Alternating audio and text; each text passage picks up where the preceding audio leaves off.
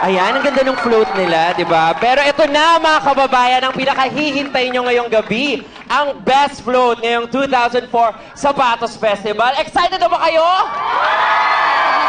Excited na sila. Kaya tawagin na natin si Mayor Infante at si Konsehal Barrientos para mag-award. Palakpakan po natin Palakpakan sila. natin sila. Mayor, Konsehal. At ang 2004 Best Float Sapatos Festival, walang iba kundi ang...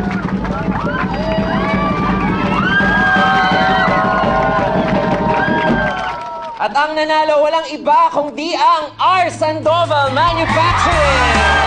Congratulations! Halika siya tayo! Kung natin yung award! Congratulations! Thank you. Maraming salamat po, Mayor. Thank you. Maraming salamat po sa karangalan na ibinigay ninyo sa float na pinag-isipan ko at ginawa ng maraming tao out of pagmamahal. Maraming salamat po. Tita, si Mama po yung nakaisip ng design ng flute. Kaya dapat sa kanya na po ibigay yung trophy. Anak, halika na, bumaba na tayo. Tita, ibigay niyo na po yan sa kanya, please!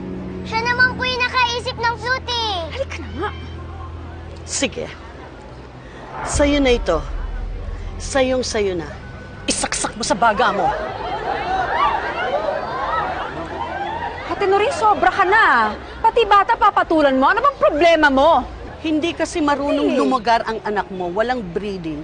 Manang-mana sa'yo. Huwag kang magagalit sa bata kung nagsasabi siya ng totoo. Kung ayaw mong mapahiya, huwag kang mga-angkin ng mga bagay na hindi sa'yo. Humanap ka ng katapat mo.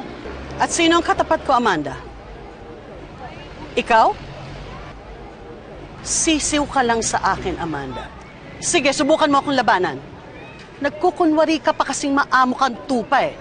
Ang tupa nagiging tigre ka kapag binastos ang anak. Pues, kung tigre ka, leon ako. Sumusobra ka na! Sumusobra ka na! Wala na namin sa'yo! Gusto ko! Hindi ka nakawa sa bata! Wala kasi kayong mono!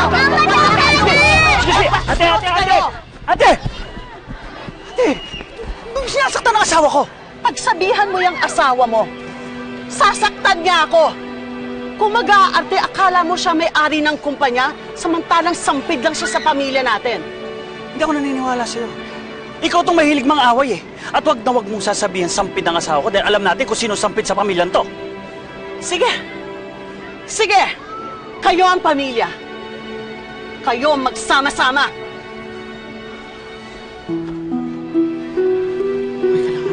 I'm sorry kung naulit-ulit ito. Okay lang ako. Ruben, naintindihan ko na parang masamang loob natin kay Ate Norin. Pero sa tingin ko, hindi pa rin tama yung ginawa mo. Hindi maganda yung mga sinasabi mo sa kanya. Kahit anong mangyari, pamilya pa rin kayo. Magkagalit man kayo o hindi. Magkadugo man kayo o hindi.